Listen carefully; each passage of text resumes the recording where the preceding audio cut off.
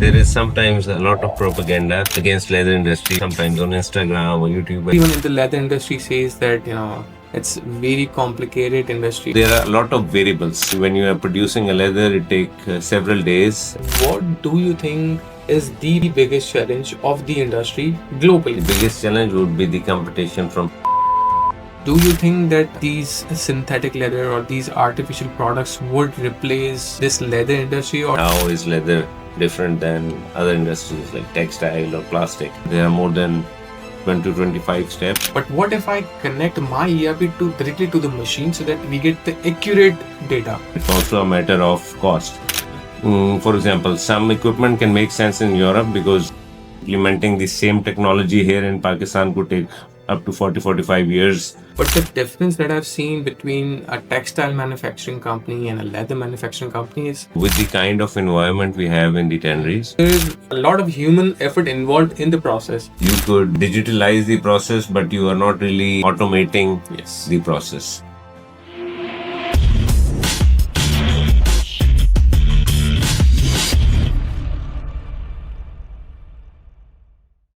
Hello, everyone. Welcome back to another podcast of Impliway.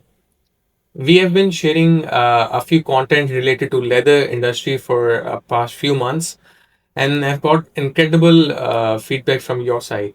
We have talked about leather manufacturing, leather operation, like the operations of leather factories and business side of it. So today we wanted to level it up.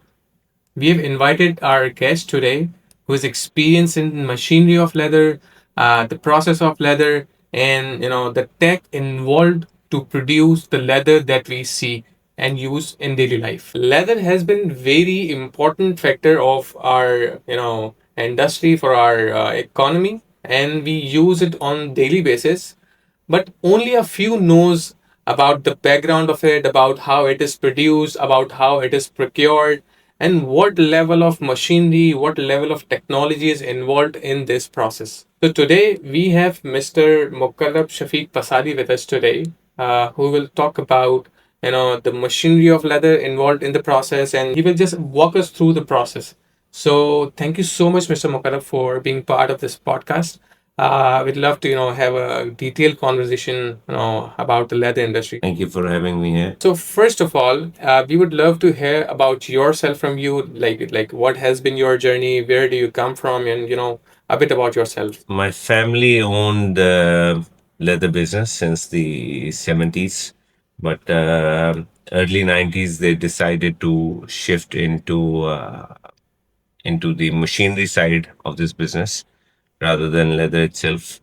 So my father actually started this business in 92, 93, starting with the equipment and spare parts which are used in these machines. After my father, it was my brother who was taking care of this business, and I joined in late 2008, early 2009, and I've ever since I've been involved in supplying equipment and accessories, hardware to leather tanning industry. So you've been working in this industry for you've been collaborating with manufacturing facilities for more than 18 years yourself, and The family has a history of over 30 something years. great, great, great. So, like, what was that thing that motivated you to, contribute into this business, to contribute into this industry? Like, what was that one thing, if I could, ask? To be very honest, since I grew up, my father, my brother doing this, so I always had this image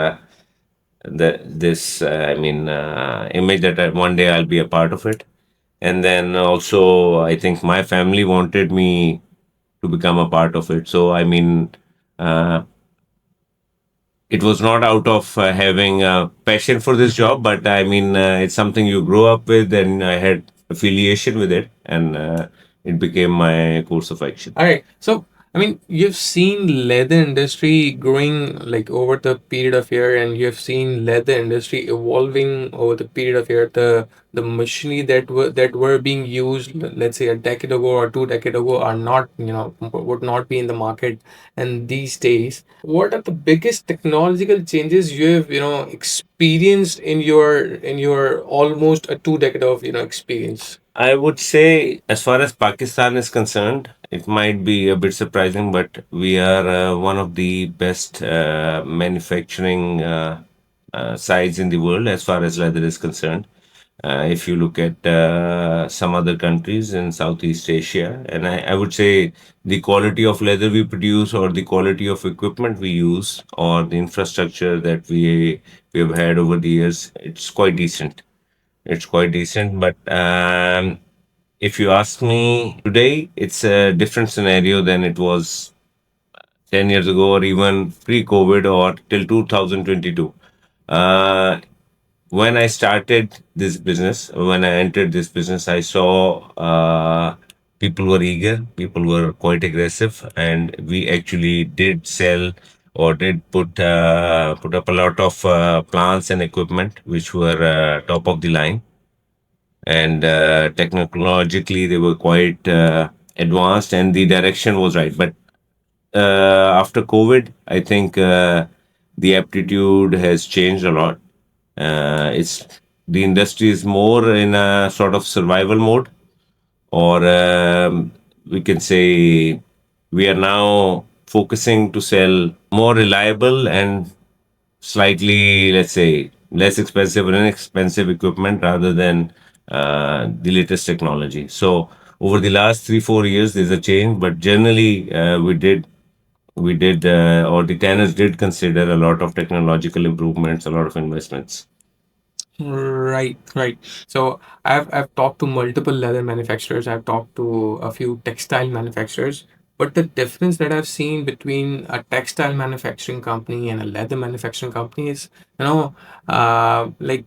everyone in the leather industry says that, it's very complicated industry. It's a very complex industry. It goes through a complex process to be produced, right? True, So true. if I ask you that what would be those challenges, or what are those challenges, and how are we solving those problems through machinery, through technological advancements? Let's answer your first question. How is leather different than other industries like textile or plastic? Leather is a natural material. So, each one of us have different fingerprints, or like different features. Each animal is also unique in this way. So the raw material, the input, it's natural, it's unique, it has a limit. So one year you could slaughter 1 million animals, the next year you could not slaughter 50 million animals, no? So the material is limited, the material is natural. Some raw material will have different composition, or as we call technically different selection. So your inputs are not the same every time. Your raw material is not the same every day. So starting with this, then there's a lot of chemical processes, mechanical processes involved, and each process has input of water, chemical, temperature, uh, pressures. So there are a lot of variables. So when you are producing a leather, it take several days, and there are more than 20 to 25 steps. Each Mm, step has let's say 5 variables. So you at the end you are talking about a few hundred variables. yes. So it's not easy. You need to have good control, because there are chemical processes uh, involved. So it's not as easy that you are producing this table. You know, you need so much wood, you need so many nails, and then you can say, okay, let's make 500 the next year. Let's make 5,000 the year after. It doesn't work like that. So you have a limit, and you can scale it up, but not like other industries. And you need a lot of attention. Then also, I would say another challenge in this industry is that most of the businesses, it's not only specific for Pakistan, but even in Europe, in Asia, in North America, South America, you will see most of the leather businesses, they are family owned. They are not corporations, or so even the equipment suppliers, the big names, they are also, most of them are family owned Mm, businesses. mm, mm. So there is also a different, let's say, way of operating these businesses as compared to other industries. And then coming to your second question, this will come both from your technology and your internal practices. In terms of technology, the most commonly known uh, technology used in tanneries are drums. And in Pakistan, there are quite a few people who have invested in the top of the line product. We have, for example, these drums made in polypropylene. They are almost fully automated with the sort of intelligent also, these drums. But I think we have around good number 60, 70 of them in Pakistan, which is a good indicator. Then a lot of people have good machines and let's say uh, the updated versions. On the other hand, there is a challenge though. The what has been happening in leather industries that let's say you have 20 different types of machines. For probably 16 or 17 of them, the basic principle has been the same for 30 years or 40 years. So you have the same geometry, you have the same number of rollers, you have more or less the same power, but maybe now they're using motors which are more efficient, or they're using PLC instead of electromechanical circuits. So they're a bit improved on the electrical side or the saving side, but the basic concept, the geometry, the results, they are more or less the same as they were in the past. But for some equipment, there is some technological advances, and not all of them. We have quite a few leather manufacturers in Pakistan, but let's say the top tier customers, they have opted for the top tier technology.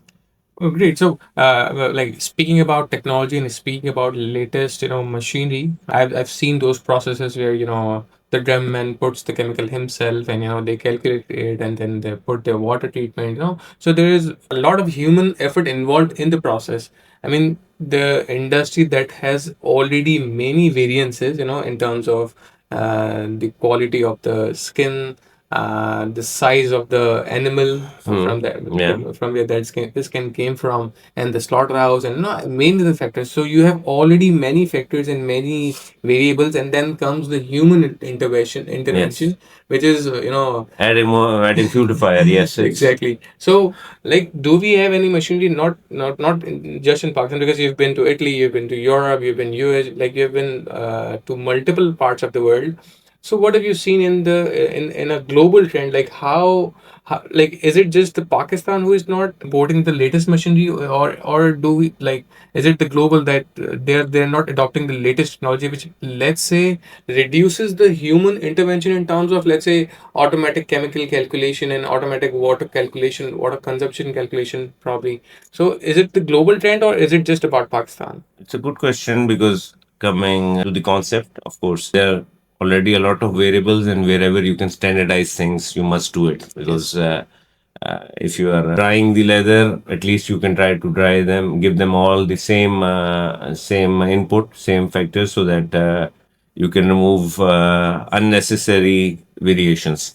So yeah, standardization is important. No, I would say it depends a lot on the region, but we were in Europe, for example. You will see a lot of companies who are technologically much more advanced. There are quite a few things that you can automate.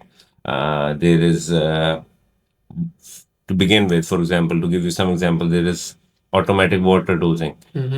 In It's not like in Pakistan people are not using it, but let's say we would have something like 30, 35 tanneries who are using it, but then we have probably another 250 who are adding the water manually, or with the manual flow meters, or even without, with just with their idea.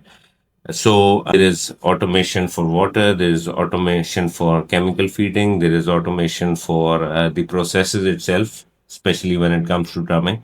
Of course, it's almost impossible in this state to have zero human, let's say, intervention. That's important, but that can be minimized. And no, it is different in some other parts of the world.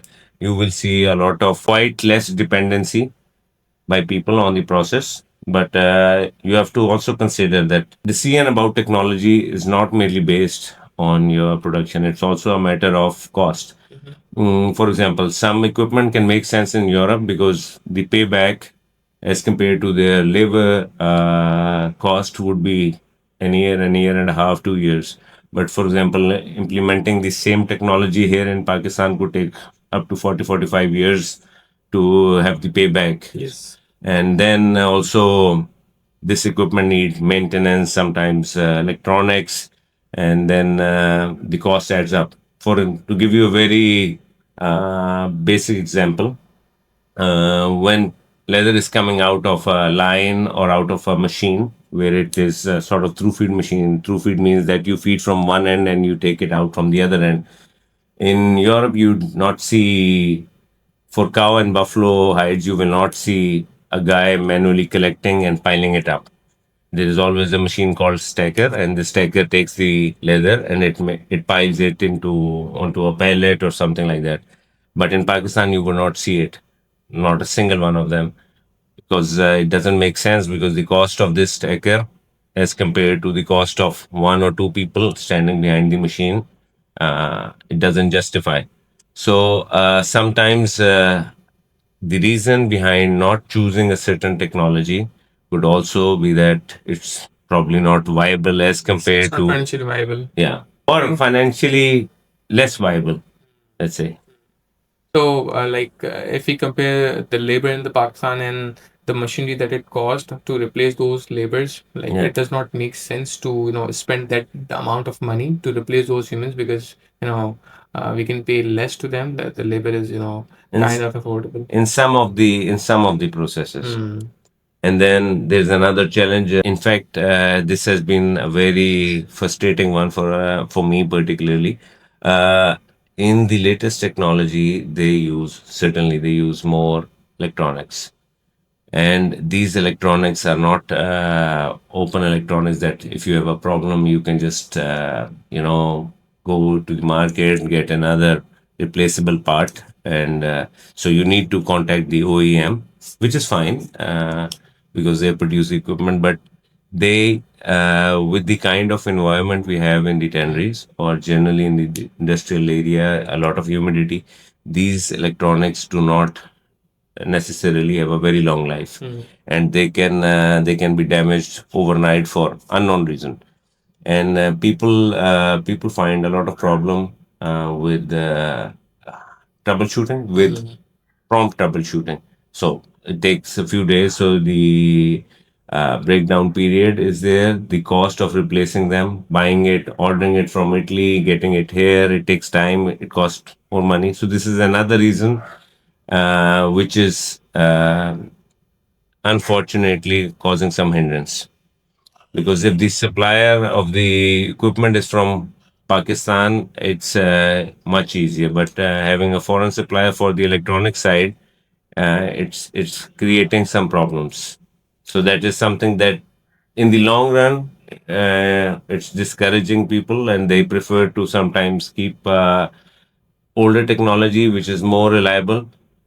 But the funny part is the performance of the machine itself, the mechanical part, the geometry, or the core of the machine is fine. But it's the electronics part which is sometimes creating, let's say, breakdowns, and people are not happy about it, and they prefer to switch back to technology which is easier to maintain. Exactly. In their premises. Or other, use human for those processes wherever possible, right? No, I'm not really talking about technology where human and machines are, Okay. let's say, replaceable or exchangeable. I'm talking about, let's speak about an air conditioner. You know, you are not having problem with the blower, you're not having problem with the gas, you're not having problem with the compressor, but your remote control Okay. stops working, or your electronic, let's say, kit which handles the this kind of problems are being faced more in Pakistan than the, let's say, core mechanical core of the equipment. So the problem that you're addressing right now is, why are we not, adopting the modern technology? That is because One of the reasons. one of the reasons could be that modern technology requires, modern problem requires modern solution. Yes. So it takes time, it takes money, and obviously the opportunity cost that it incurs is, is real. So in order to avoid that, probably we are not adopting the latest technology, probably. Yes, that is true. Because the industry overall has not invested so much in people who could easily provide these services, number one. And these equipments, mostly they are sort of locked or they are designed in a way that somehow the electronic side at least is dependent on the original equipment manufacturer. So let's say if a good electronics guy also offers to solve the problem, sometimes he has limitations because someone else has the software, someone else has a password, someone else has designed it in a way that it's not so easy to manage. Okay, so talking about the challenges that a leather manufacturing facility or leather product manufacturing facility, which is, let's say, shoes and gloves and Yeah. probably the garment. Um, Talking about challenges, what do you think is the biggest challenge of the industry globally, not in like in Pakistan specifically, but globally? I think it would be the biggest challenge would be the competition from synthetic materials. Mm-hmm. Look, leather has a lot of usages, starting from your shoes, belts, apparel. You're using in cars, you're using upholstery, sofa leather, for example. You're using in aviation. Yeah, you're using also lime splits, for example, are used for collagen, gelatin. There are a lot of uses of leather, but for example, in the automotive industry, cars now they are being produced with microfiber.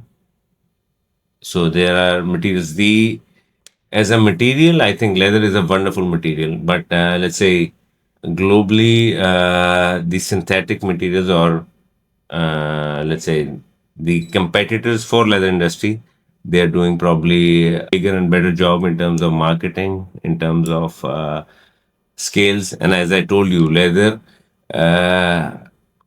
You can grow in a leather business, but it's limited. You cannot scale it up to 200x is to 50x. 10 to 100x. For other materials, you can for synthetic materials you can do it. So that would be probably the biggest challenge that other other markets, let's say, or other materials are let's say following their agenda much better and they are pushing more as compared to leather sector. So we are, let's say, one thing that we could need is a better marketing or let's say better how do you say representation of our industry. Agree. So again, if the biggest challenge is the alternative products that are we getting in exchange of leather, and like probably those products would be much no, so they would be stable. They would be like we would be getting the consistent product that we would need, and but in terms of, let's say, if we procure leather, there's a possibility that we get different quality or different product, because again at the core it's different skin. So whatever the chemical treatments are, even the same treatments, we get slightly different products. But when we talk about artificial products, which is, let's say, artificial leather or synthetic leather, the like high chances are that we would be getting the consistent quality of what we demanded. So considering this, like, do you think that leather industry would be in a trouble or something, or how do you see the future of leather industry? No, it doesn't work like that. I mean, the inputs, the raw material is different, but when these people, when they're producing leather, at the end, it matches a certain criteria. It's not that the final product is inconsistent between its characteristics or amongst each other. So this is why it's a difficult job, because they have to take raw material which is not same, which is not standardized, and at the end they have to produce a product which is consistent with its characteristics, has a certain strength, has a certain fastness, or let's say. So this is not really a challenge, because when let's say you're producing shoes, and when you receive 10,000 square feet of leather, it's not that the leather is not, uh, each skin is not having characteristic which is different than the previous one. So at the end, I don't think this is the problem, because we do have a lot of regulations, testing. So this is the variation being okay, being a synthetic material. Yes, it is easy because it will have less defects, or it will be same every time. But also with the leather, the characteristics they promise, they're able to achieve them. So this, I mean, this particular factor is not really the biggest challenge. I mean, okay, I agree that there are so many processes to make. I mean, as you mentioned, that is why the tanner's job is so difficult to produce the same quality or same Yes. product at the end of the day, but getting different or variance in the raw material. But still, do you think that these synthetic leather or these artificial products would replace, ultimately this leather industry, or do you think no, leather is here to stay? No, I don't think it will. It is taking, let's say, more and more the percentage of certain sectors, but you have to understand that leather, like I said, has utility in many sectors. So probably, let's say there is A, B, C, D, and E, and each one had 20%. Probably you could have two type of facts, that overall out of this 100% consumption of leather, it reduces to 85. This is a scenario.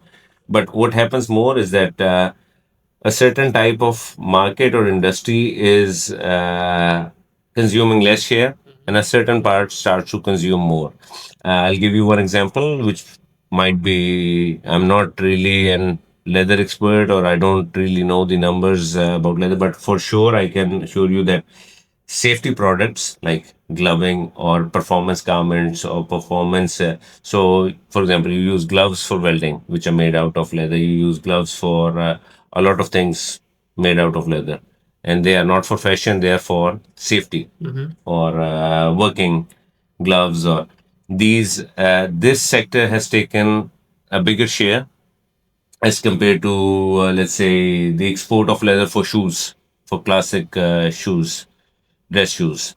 So this does happen, that one sector uh, takes a bigger share, and then the other sector starts to lose share. And then another thing you have to understand is leather industry is based on a byproduct. It's not really based on a virgin product. So you you slaughter an animal for meat. You don't really, you never kill or slaughter an animal until unless you are hunting or something like that. But that's, I don't know, even less than probably point something percent. So the animal, the skin is coming because people would like to have meat. So they have to do something from this skin primarily, than killing the whole animal just to get the skin. Because this also, in terms of value, if an animal is costing 300,000, the skin is costing a few thousand rupees. Let's say 10,000 rupees, no, in its raw form. So this material is a byproduct which has to be utilized.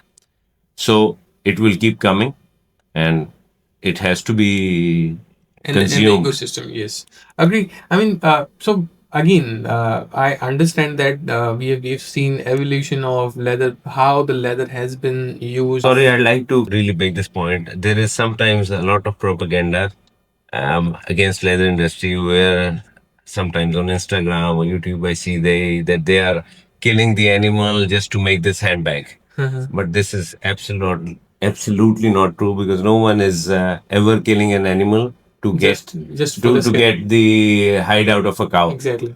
That would be a blunder. Yes. In fact, thanks to leather industry, this hide, if it was not processed, it was probably becoming a pollutant. So, and they are able to take a natural material and they're able to produce something wonderful out of it. So, this is important to be remarked. Agree, very well said. And I was saying that we have seen the usage, the utility of leather being involved like over the period of time. So let's say in older times, people would use it for, let's say, like they might do not process it so well, but just use it to for against, let's say, cold or something. Yeah. But then now we see that leather is being used for not to not just in winters, but let's say in summers as well, for fashion and for different the purpose of leather being used has been evolved ever, and the end product that we get is slightly getting very it's getting very different from what we used to have previously. So let's say previously we used to have, let's say, leather and the layering and all those things, but now we have the buttons and all sort of those things. So is there any changes, like are we having any changes in terms of machines when the demand is being in a very different zone? So do you think machinery is also being replaced for achieving this result? Usually, you are linking two questions. So, uh, let's say the use of leather in a couple of 100 years ago and the use of leather today, probably it's different. Of course, leather had a lot of uses, which are I remember when I was a young kid. They in Kasura, I saw people using leather as a vessel. So they were taking, they call it, I think, something like mushburi. They used to put water in this uh, leather pouch, big pouch, and they would use it as a vessel to carry water. Uh, but I think in the last few decades, leather itself does not really have a very different use that would require a lot of technological differences. But one of the changes is that, as I told you, more and more part is being, let's say, is having demand, and we foresee probably a little bit more demand in another industry which uses this raw material, which is gelatin or collagen. So there's a lot of cosmetic products. There's capsule shells. There's dog chew bones, other kind of things that can be made, which is not typical leather industry, which is not fashion or everyday consumption. This altogether requires a different type of process and a different type of equipment.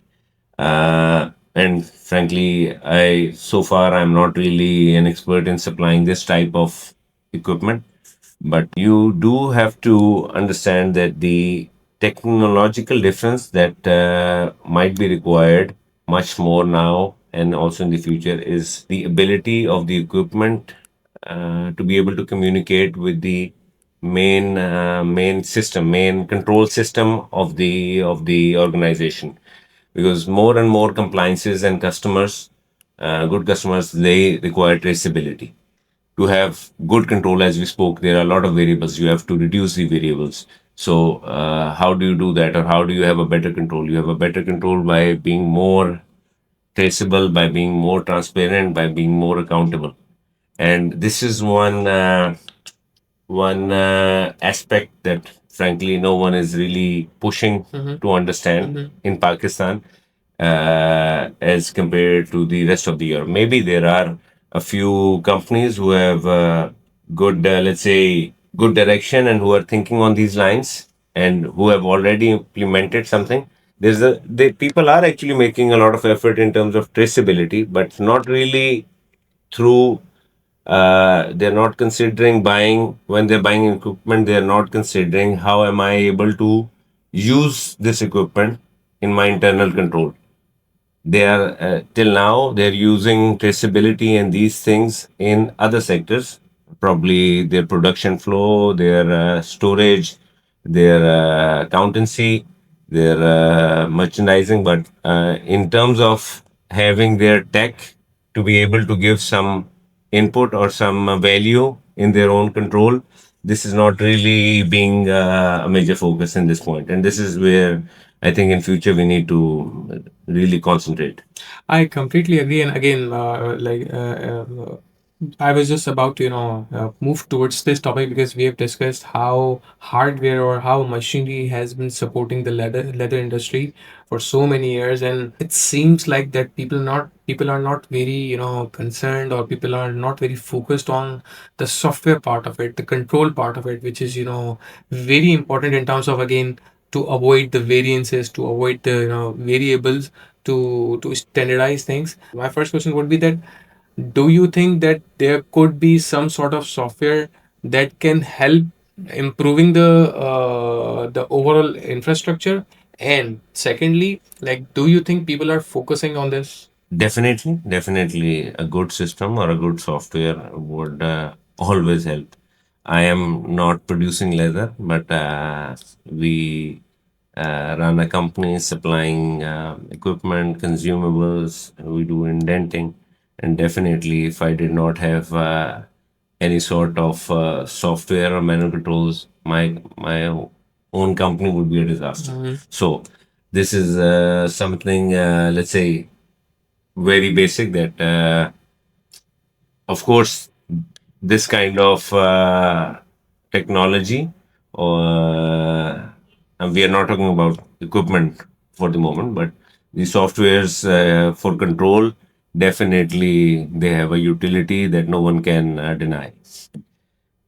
Secondly, you have to consider that when we talk about industry, we generally we think like it's a big building, no? So, but it's not like that. If you look at the numbers, we have a few hundred leather processing units in Pakistan. So, uh, something as basic as having probably 50 square yard and two drums, up to people who have a couple of billion invested in a unit. So there is a lot of variation. There are people who are very, very basic, and then there are people who are actually doing quite well, or who have a history of 50 years, 70 years. So there are people who have actually put in a lot of, let's say, investment and softwares and mechanisms in place. And then there's a big part of the industry which needs all these improvements. But definitely, there is no, let's say, denial that this is very, very important, and other people, the mass side of the industry, does need to look into it, because this is the future, and you can survive probably without this, but you cannot really grow, and you cannot grow in the right way. So this is the need of the moment. Agree. I mean, I couldn't agree more about this, specific particular area, because that is my area of interest. Probably, if we can discuss something about, like, I mean, we have discussed that the importance of machinery, we have discussed the importance of software, we have discussed the importance of, connecting the software to the hardware to, reduce the human intervention as much as possible. Yeah. But do you think that we have those kind of machineries, we have this kind of tech which can be connected directly to the software Yeah, part? for the software part, I think we are much more equipped to carry out other departments, where frankly till now I think they cannot do it much without human input. So you could sort of digitalize the process, but you are not really automating Yes. the process. So, like I saw in other companies, they are in their process flow, record keeping, in their other processes, they are able to implement ERP or some modules of ERP in one way or another.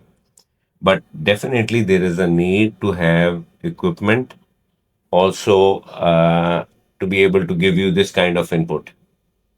So there is a need. There is technology existing, or even in most of the cases, when you're buying something new, you can customize a few things as per your need.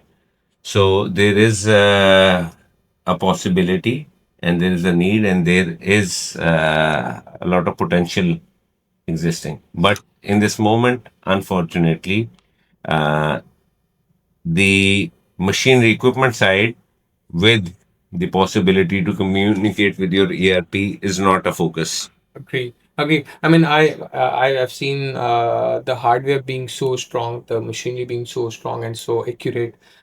We have implemented a few software, a Yes. few ERP in a few companies, which is kind of strong. But again, the connectivity between these two things is, is yet to be focused on. So Yes. I believe, and I truly wish that, we have soon those machineries, we have soon those things that we can connect the ERP part of it to the machinery part, and reduce the human intervention and bring it to more accuracy. But when you go into a factory and you, let's say, help them design their process or how they process their data, do you ever get a request that I would want, let's say, this kind of data, number of pieces processed, number of, let's say, uh, the lot, and this being able to be, let's say, or let's say, to give you a very easy example, if you have a water feeding system, you have 12 drums and you are feeding, let's say, 2000 liters each drum, and they could use the summary at the end of the day, that how much water was fed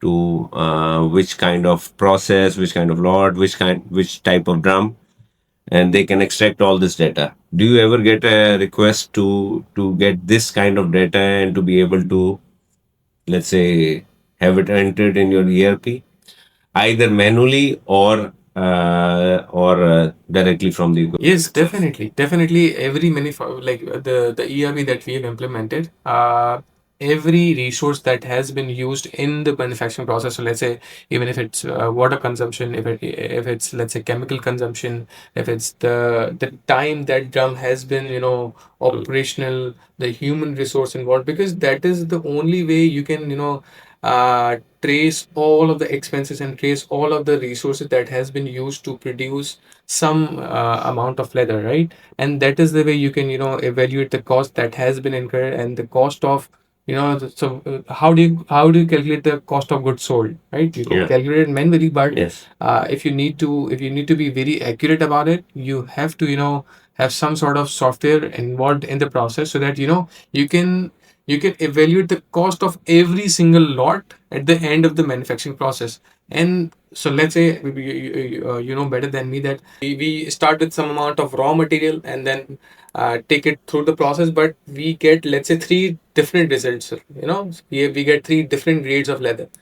Now the same raw material has been has been used throughout the process, but at the end, if we are getting three different results, we have to cost them differently, right?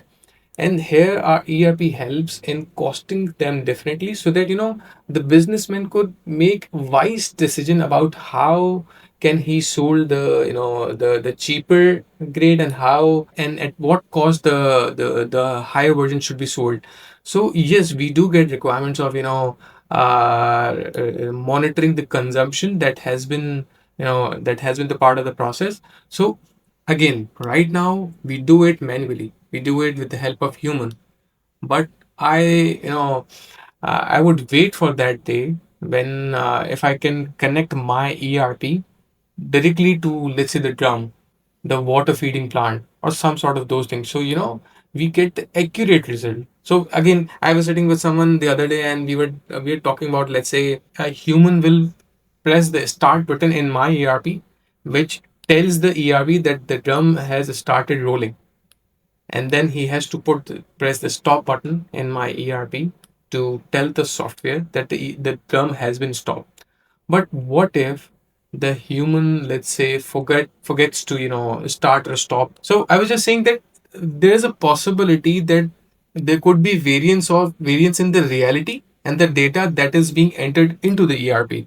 But what if I connect my ERP to directly to the machine so that we get the accurate data? And it's not a surprise this kind of software does exist. Agree. And there are, for example, Ital Project does it, Uni does it. There are people, a few other people who also do it.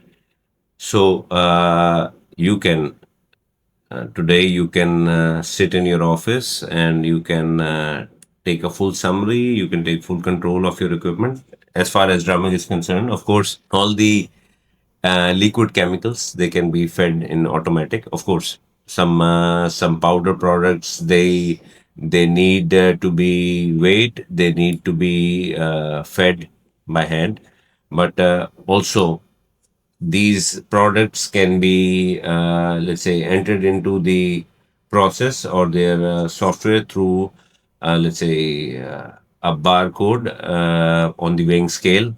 Having so each product can have its own identifier together with the barcode, which determines the barcode could have all the information about the lot, the type of leather, the chemical, the quantity of the chemical, and probably traceability supplier of the chemical, and this can be entered into your process when it's being fed.